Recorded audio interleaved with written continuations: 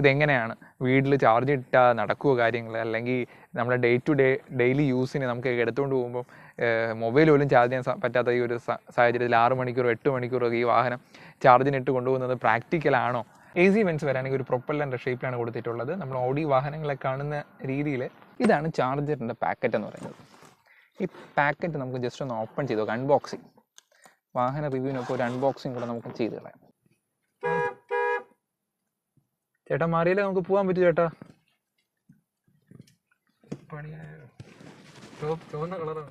അത് കാളയല്ലല്ലോ, പശുവല്ലേ. Okay bye. ഓക്കെ, അപ്പോൾ പശുവിൻ്റെ ലിങ്ക് ഞാൻ ഡിസ്ക്രിപ്ഷനിൽ കൊടുത്തേക്കാം. കാസ വ്ളോഗ്സിൻ്റെ പുതിയൊരു എപ്പിസോഡിലേക്ക് എല്ലാവർക്കും സ്വാഗതം. ഞാൻ കരുൺ, ഞാൻ ശരൺ.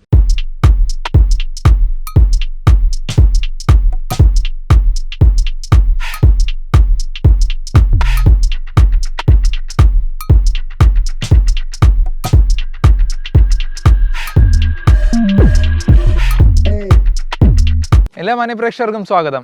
ഇന്ന് നമ്മുടെ കൂടെ ഉള്ളത് MGയുടെ CS EV എന്ന് പറയുന്ന ഇലക്ട്രിക് വാഹനമാണ്.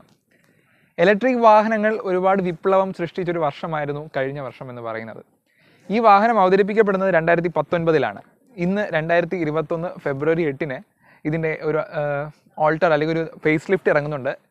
ഫേസ് ലിഫ്റ്റ് എന്ന് പറയാൻ പറ്റില്ല, ആക്ച്വലി ഉള്ളൊരു മാറ്റം എന്ന് പറയുന്നത് ഇതിൻ്റെ റേഞ്ച് കൂടിയിട്ടുണ്ട്, മൈലേജ് കൂടിയിട്ടുണ്ട്.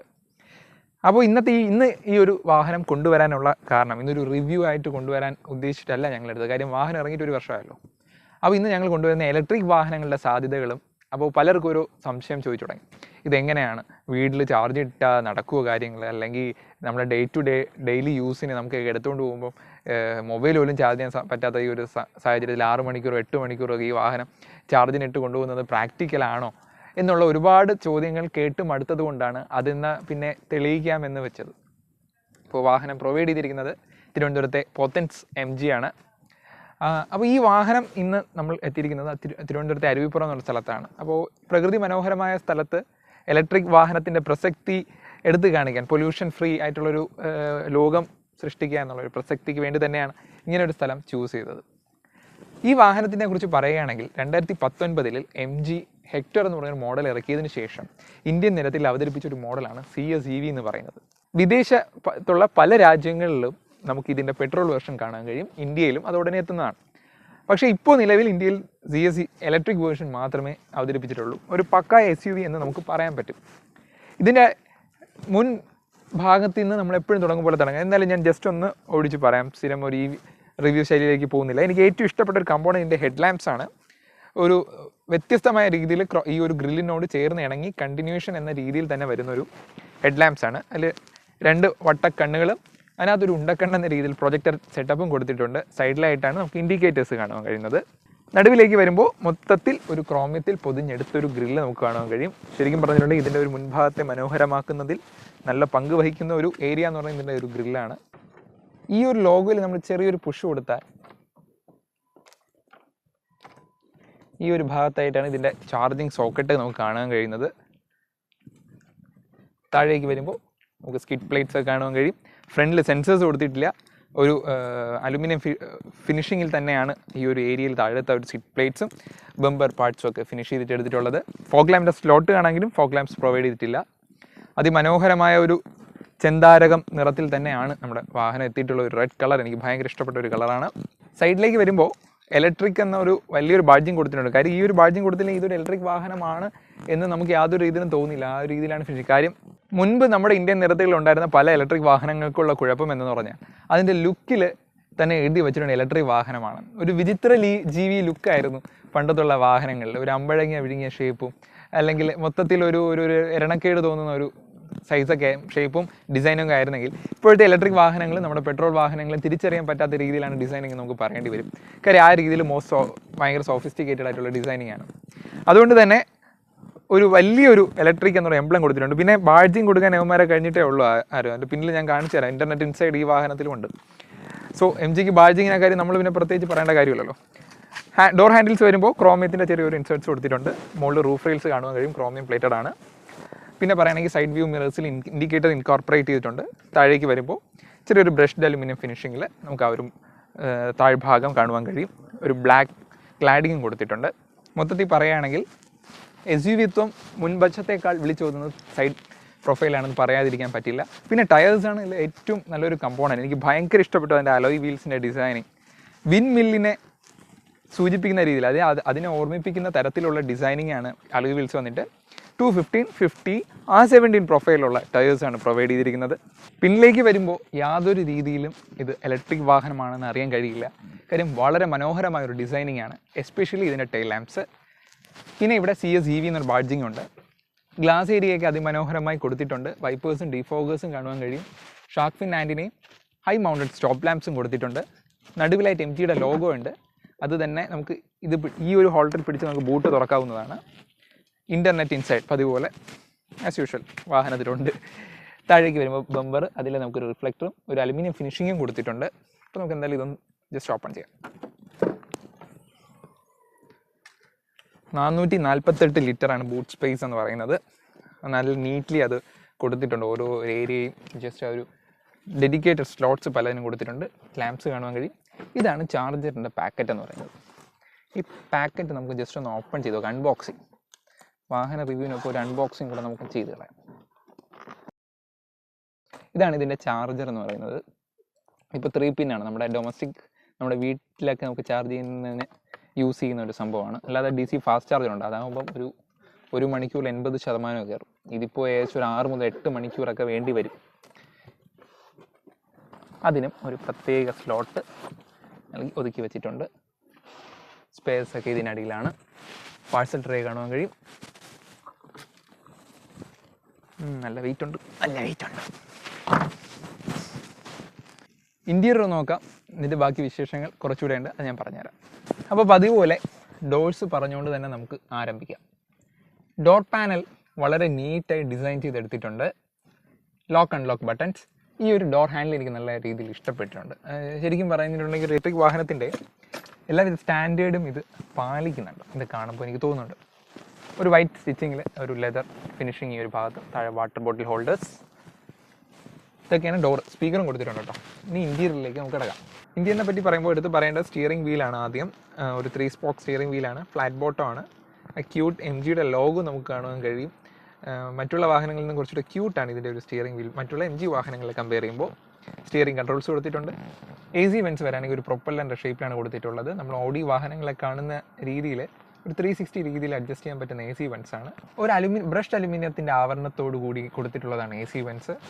അതിന് മുകളിലായി ചെറിയൊരു പിയാനോ ബ്ലാക്കിൻ്റെ ഫിനിഷിങ് കാണുവാൻ കഴിയും. അതേപോലെ തന്നെ mirror controls, headlight adjustment, hood opening buttons ഈ ഒരു ഏരിയയിലാണ്.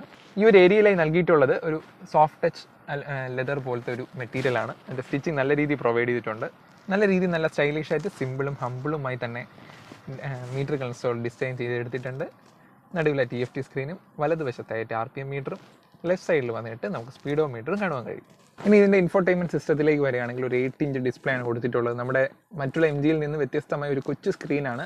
പക്ഷേ നല്ല സെൻസിറ്റിവിറ്റിയും നല്ല റെസ്പോൺസും നൽകുന്ന ഒരു മ്യൂസിക് സിസ്റ്റം തന്നെയാണ്, ഇൻഫോർടൈൻമെൻറ്റ് സിസ്റ്റം തന്നെയാണിത്. വളരെ സിമ്പിളാണ്.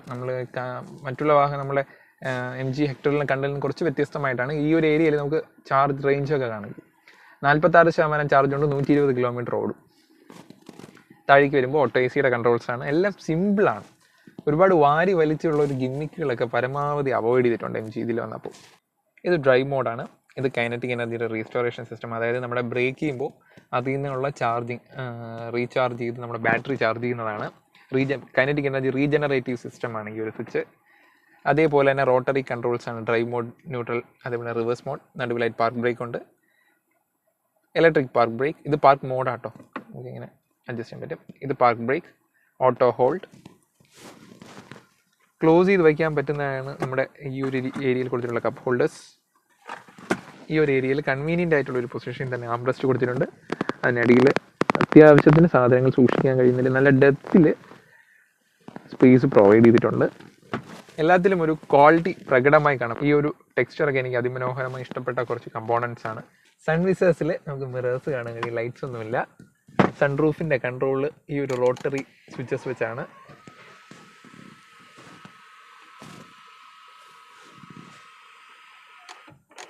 പിന്നെ MG വാഹനങ്ങളിൽ സൺറൂഫ് തുറക്കണമെങ്കിൽ ഇത്തരം സ്വിച്ചിൻ്റെ ആവശ്യമൊന്നുമില്ല എന്ന് ഇന്നത്തെ കാലത്ത് ഏത് കൊച്ചു കുട്ടിക്കും അറിയാം. എങ്ങനെ? Hello MG, open sunroof.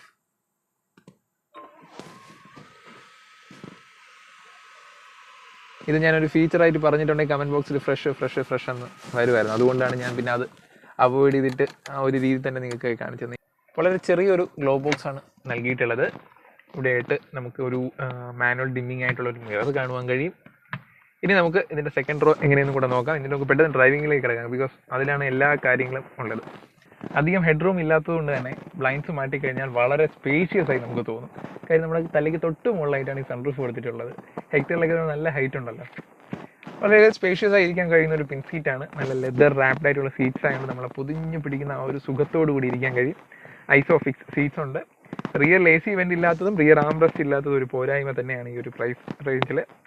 അത് ഫേസ് ലിഫ്റ്റിൽ വരുമെന്ന് പ്രതീക്ഷിക്കാം. നമുക്ക് ഈ ഒരു ചെറിയൊരു സ്റ്റോറേജ് സ്പേസ് കൊടുത്തിട്ടുണ്ട്. അതേപോലെ USB ചാർജിങ്. നടുവരമ്പ് ഒട്ടും ഇല്ലാത്തത് കൊണ്ട് തന്നെ 3 പേർക്ക് സുഖകരമായിരിക്കാം. പക്ഷേ 2 ഹെഡ് റെസ്റ്റേ ഉള്ളൂ. ഈ വാഹനത്തിൽ 3 പേരിരുന്നുള്ള യാത്ര എത്രത്തോളം സുഖകരമായിരിക്കും എന്നുള്ളത് ബിക്കോസ് ആ സൈസ് വെച്ച് ഇപ്പം നടുവിലെ സെൻട്രൽ ടണൽ ഇല്ലാത്തതുകൊണ്ട് നമുക്ക് ഇരിക്കാൻ കഴിയും. ബട്ട് ആ സൈസ് വെച്ച് ഈ ഒരു സീറ്റിൽ 3 പേരെ അക്കോമഡേറ്റ് ചെയ്യുമെന്നുള്ളത് നമ്മൾ കണ്ടു തന്നെ അറിയേണ്ടതാണ്. എന്നിരുന്നാൽ തന്നെ 2 പേർക്ക് നല്ല ഷോൾഡർ റൂമും നല്ല ഹെഡ് റൂമുള്ള ഒരു വാഹനമാണ് MGയുടെ ZS EV എന്ന് പറയുന്നത്. വളരെയേറെ ഞാൻ ഇത്രയും നേരം യാത്ര ചെയ്ത് വന്നപ്പോൾ വളരെയേറെ കംഫേർട്ടായിട്ട് ഇരുന്ന് നമുക്ക് യാത്ര ചെയ്യാൻ പറ്റുന്നുണ്ട്. നല്ല ലെഗ് എന്നെ പോലെ ഇത്തിരി ഹൈറ്റ് ഉണ്ടായിട്ട് പോലും നല്ല രീതിയിൽ ലെഗ് സ്പേസ് കൊടുക്കുന്ന ഒരു വാഹനം തന്നെയാണിത്. നല്ല വിൻഡോ സ്പേസും ഉണ്ട്. ഒട്ടും ക്രാംഡ് ഫീലിംഗ് എനിക്ക് ബാക്ക് സീറ്റ് തോന്നുന്നേ ഇല്ല.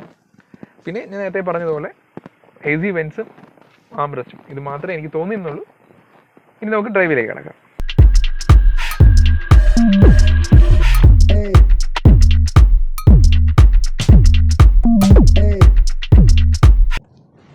അങ്ങനെ നമ്മുടെ കാസ വ്ളോഗ്സിൽ ഫസ്റ്റ് ടൈം ഒരു ഇലക്ട്രിക് വാഹനത്തിൻ്റെ റിവ്യൂവിലേക്ക് ഞങ്ങൾ കിടക്കുകയാണ്. അപ്പോൾ എടുത്ത് പറയേണ്ട ഒരു കാര്യം എന്ന് പറഞ്ഞാൽ ഭയങ്കര സൈലൻ്റാണ് ഈ വാഹനം എന്ന് പറയുന്നത്. ബ്രേക്ക് ചെയ്യുമ്പോൾ അതിനൊരു ചെറിയൊരു പിടുത്തമുള്ളത് നമ്മുടെ റീജനറേറ്റീവ് ബ്രേക്കിംഗ് സിസ്റ്റം ആണല്ലോ. നേരത്തെ ഞാൻ പറഞ്ഞതുപോലെ ബ്രേക്കിൽ നിന്ന് എനർജി എടുത്ത് അതിന് നമ്മുടെ ബാറ്ററി ചാർജ് ചെയ്യും. അപ്പോൾ ഇനി ഇലക്ട്രിക് വാഹനങ്ങളുടെ ഒരു ചരിത്രം പറഞ്ഞിട്ട് വരാം. അത് തന്നെയാണ് ഞാൻ ഡ്രൈവിൽ കയറിയിട്ട് പറയാമെന്ന് പറഞ്ഞത്. പണ്ടുള്ള കാലത്ത് നമുക്ക് എല്ലാവർക്കും ഓർമ്മയുണ്ടാവും മഹീന്ദ്രയുടെ ഒരു ഇലക്ട്രിക് വാഹനം ഇറങ്ങിയത് റേവ എന്ന് പറഞ്ഞിട്ട്. അന്ന് നേരത്തെ ഞാൻ പറഞ്ഞതുപോലെ തന്നെ ഒരു എന്താ പറയുക ഒരു വാഹനത്തിൻ്റെതായ ലുക്കുകളൊന്നും അതില്ല. എന്തൊക്കെയോ ചില അബ്നോർമാലിറ്റീസ് ഇതുവരെയുള്ള ഇലക്ട്രിക് വാഹനങ്ങളെല്ലാം നമുക്ക് ഫീൽ ചെയ്യുമായിരുന്നു. മാത്രമല്ല അതിൻ്റെ സ്പീഡൊക്കെ ലിമിറ്റഡ് ആയിരുന്നു. മാത്രമല്ല എല്ലാവർക്കും ഒരു കൺഫ്യൂഷൻ ഉണ്ടായിരുന്നു എവിടെ കൊണ്ട് ചാർജ് ചെയ്യും. അങ്ങനെയുള്ള പല കൺഫ്യൂഷനും പ്രകാരം നമ്മുടെ രാജ്യത്ത് ഇന്ത്യയിലെ ഇലക്ട്രിക് വാഹനങ്ങൾ വലിയ രീതിയിലുള്ള വിജയം കൈവരിക്കാനായി കഴിഞ്ഞില്ല. അങ്ങനെ ഒരു വലിയൊരു മാറ്റം സൃഷ്ടിച്ചുകൊണ്ട് ഹ്യുണ്ടായുടെ കോന വന്നു. അതിനു മുമ്പ് മഹീന്ദ്ര E2O വന്നു. കമ്പാരിറ്റീവ്ലി റേവയെക്കാളൊക്കെ നല്ലൊരു വാഹനമാണ് E2O. അതിനുശേഷം ഒരു വലിയൊരു വിപ്ലവം കൊണ്ടുവന്ന ഒരു വാഹനമാണ് ഹ്യുണ്ടായുടെ കോന. ഏകദേശം 400 കിലോമീറ്ററോളം റേഞ്ച് കിട്ടുന്ന മൈലേജ് കിട്ടുന്ന ഒരു വാഹനമാണ് കോനയും ഈ പറഞ്ഞ പോലെ അത്യാവശ്യം വിൽപ്പനയൊക്കെ കൈവരിച്ച് അത് മുന്നോട്ട് പൊയ്ക്കൊണ്ടിരുന്ന സമയത്താണ് MG ഹെക്ടർ ഇറക്കിയതിന് ശേഷം ZS EV എന്ന് പറഞ്ഞൊരു വാഹനം കൊണ്ടുവന്നത് നമ്മുടെ കയ്യിലിരിക്കുന്ന മുതൽ. ഏറ്റവും എടുത്ത് പറയേണ്ട ഒരു ഫീച്ചർ എന്ന് പറയുന്നത് നമ്മുടെ നാട്ടിലെ ദിനം പ്രതി വർദ്ധിച്ചു വരുന്ന പെട്രോൾ ഡീസൽ വില അറിയാമായിരിക്കല്ലേ. മാത്രമല്ല ഇന്നത്തെ കാലത്ത് ട്രാഫിക്കിലൊക്കെ കിടന്ന് മൈലേജ് എന്ന് പറഞ്ഞൊരു സാധനം നമുക്ക് ആർക്കും വാഹനങ്ങളിൽ കിട്ടുന്നില്ല. അങ്ങനെയുള്ളൊരു കാലത്താണ് ഇലക്ട്രിക് വാഹനത്തിൻ്റെ ഒരു എന്താ പറയുന്ന ആവശ്യകത ഇന്ന് ഏറ്റവും അധികമുള്ളത്. ചാർജിങ്ങിൻ്റെ കാര്യമാണ് എല്ലാവർക്കും അറിയേണ്ടതും എല്ലാവരും ഉറ്റുനോക്കുന്നത്. എനിക്ക് എങ്ങനെ ചാർജ് ചെയ്യാൻ പറ്റും, രാവിലെ എടുത്തുകൊണ്ട് പോകുമ്പം ഇത് ചാർജ് ചെയ്ത് പോകാൻ പറ്റും, വഴി വെച്ച് അങ്ങനെ ഓഫായി പോയാൽ എന്നാ ചെയ്യും എന്നൊക്കെ ഉള്ള ഒരു ചോദ്യം പറച്ചിലുകൾ അല്ലെങ്കിൽ അവരുടേതായിട്ടുള്ള ഒരു ഗ്രീവൻസസ് നമ്മളെപ്പോഴും കേൾക്കുന്നതാണ്. പലർക്കും ആഗ്രഹം ഉണ്ടെങ്കിലും ഹായ് ബീഫ് ചേട്ടാ മാറിയാലേ നമുക്ക് പോകാൻ പറ്റും ചേട്ടാ.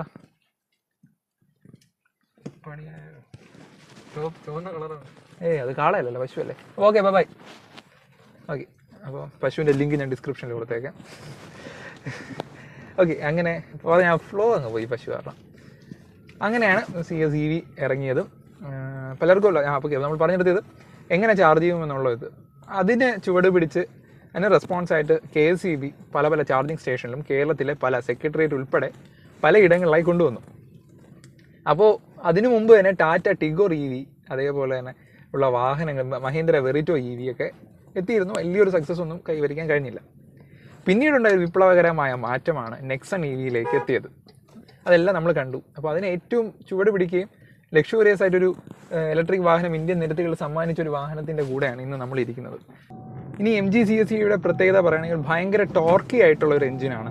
383 ന്യൂട്ടൺ മീറ്റർ ടോർക്കുള്ള ഒരു എഞ്ചിനാണ്, പ്രൊഡ്യൂസ് ചെയ്യുന്ന എഞ്ചിനാണ്. അതുകൊണ്ട് തന്നെ ഭയങ്കര ടോർക്കിയായി നമുക്ക് ഫീൽ ചെയ്യും. എസ്പെഷ്യലി ഇത്രയും നാൾ പെട്രോൾ വാഹനങ്ങൾ ഓടിച്ച് ശീലിച്ച ആൾക്ക്. അതുകൊണ്ട് തന്നെ എനിക്കും അതൊരു ഭയങ്കരമായിട്ടൊരു ഒരു ചട. പക്ഷേ ഭയങ്കര ഒരു പവർഫുള്ളാണ് വാഹനം. ഫ്ലോട്ട് ചെയ്ത് പോകുന്ന ഒരു ഫീലിംഗ് ആണ്, എസ്പെഷ്യലി ക്വയറ്റ് ആയതുകൊണ്ട് തന്നെയാണ്. ഈസി ടു കൺട്രോൾ ആണ് ഈ വെഹിക്കിൾ. ഒരു SUV ഒന്നും നമുക്ക് ഇൻറ്റീരിയറിൽ ഫീൽ ചെയ്യുന്നില്ല. നല്ല പൊസിഷനിങ് ആണ് സീറ്റ്. ഡ്രൈവർ സീറ്റ് 6 വേ ഇലക്ട്രിക്കലി അഡ്ജസ്റ്റ് ചെയ്യാൻ പറ്റും. കോ ഡ്രൈവർ സീറ്റ് 6 വേ മാനുവലി അഡ്ജസ്റ്റ് ചെയ്യാൻ പറ്റും. പിന്നെ സേഫ്റ്റിയുടെ കാര്യം പറയുകയാണെങ്കിൽ 6 എയർ ബാഗ് നൽകിയിട്ടുണ്ട്. ABS, EBD, ESP, hill hold assist തുടങ്ങിയ എല്ലാവിധ സെക്യൂരിറ്റി ഫീച്ചേഴ്സും ഉണ്ട്. പിന്നെ gear knob, drive selector knob നിങ്ങൾ കണ്ടല്ലോ അല്ലേ, DNR. ഒരു സ്പോർട്സ് മോഡ് അവൈലബിൾ ആണ്. ശരിക്കും ഈ ഒരു ഒറ്റ കൈ കൊണ്ട് തന്നെ നമുക്ക് ഈ വെഹിക്കിൾ കൺട്രോൾ ചെയ്ത് പോകാൻ പറ്റുന്നുണ്ട്. ഇപ്പോൾ 60-70 റേഞ്ചിലാണ് ഞാൻ പൊയ്ക്കൊണ്ടിരിക്കുന്നത്. അത്രയേറെ സ്റ്റേബിളാണ് ഈ വെഹിക്കിൾ. ഓവർ സ്പീഡ് എടുക്കുമ്പോൾ അത്രയ്ക്ക് ഒരു സ്റ്റെബിലിറ്റി വാഹനം നൽകുന്നില്ല, പക്ഷേ ഒരു മീഡിയം റേഞ്ച് സ്പീഡിൽ നല്ല സ്റ്റെബിലിറ്റി നൽകുന്ന ഒരു വാഹനം തന്നെയാണ്. ഗ്രൗണ്ട് ക്ലിയറൻസ് വളരെ കുറവാണ്. വളരെ കുറവെന്ന് പറയുന്നത് 161 മില്ലിമീറ്ററാണ് ഇതിൻ്റെ ഗ്രൗണ്ട് ക്ലിയറൻസ് എന്ന് പറയുന്നത്. 4314 mm നീളവും 1809 മില്ലിമീറ്റർ വീതിയും ഈ വാഹനത്തിനുണ്ട്. ഈ വാഹനത്തിൽ കയറി നമ്മൾ ജസ്റ്റ് ഒരു കാല് കൊടുക്കുമ്പോൾ ഫ്ലൈറ്റിലേക്ക് കേട്ട് വരുന്ന ഒരു തരം ശബ്ദം നമുക്ക് ഫീൽ ചെയ്യും ഈ വാഹനത്തിൽ. ഒട്ടും തന്നെ വൈബ്രേഷനോ ഈ വാഹനം നൽകുന്നില്ല. എനിക്ക് ഒരുപാട് ഇഷ്ടപ്പെട്ട ഒരു കാരണം ഇലക്ട്രിക് വാഹനങ്ങൾ നമ്മുടെ രാജ്യത്തിൻ്റെ ഫ്യൂച്ചറാണ് ഇനി. അപ്പോൾ ആദ്യം വേണ്ടത് ചാർജിങ് ഫെസിലിറ്റീസ് ആണ്. ഇപ്പോൾ നമ്മുടെ എപ്പിസോഡിൽ തന്നെ മുമ്പ് കാണിച്ചതുപോലെ തിരുവനന്തപുരം നേമത്ത് KSEB ഒരു ചാർജിങ് സ്റ്റേഷൻ തുറന്നിട്ടുണ്ട്. ഇപ്പോൾ ഐ തിങ്ക് ഫ്രീ ആണെന്ന് തോന്നുന്നു കുറച്ച് കാലത്തേക്ക്. ഇതിൻ്റെ ചാർജിങ് എന്ന് പറയുമ്പോൾ നമ്മുടെ DC ഫാസ്റ്റ് ചാർജർ ആണെങ്കിൽ 1 മണിക്കൂർ കൊണ്ട് 80% കയറും. സോ അതൊക്കെ നമുക്ക് അക്സെപ്റ്റ് ചെയ്ത് ശീലിക്കാന്നേ ഉള്ളൂ. ഒരു ന്യൂ നോർമൽ എന്ന ഒരു അവസ്ഥയിലേക്ക് നമുക്ക് മാറാവുന്നതേ ഉള്ളൂ.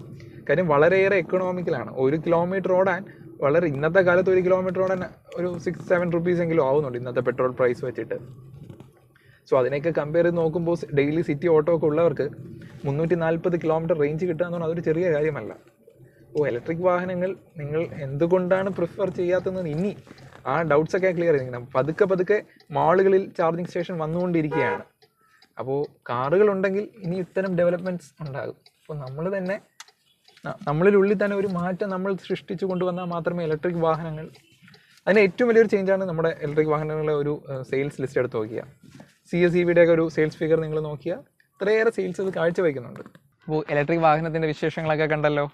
അപ്പോൾ 340 കിലോമീറ്റർ ഓടുന്ന ഈ വാഹനം നിങ്ങൾക്ക് സ്വന്തമാക്കാൻ 2 വേരിയൻസ് ഉണ്ട്, എക്സൈറ്റും എക്സ്ക്ലൂസീവും. ഏകദേശം ഈ വാഹനം ഫുൾ ഓപ്ഷൻ ഓൺ റോഡ് 26 ലക്ഷം രൂപയായി.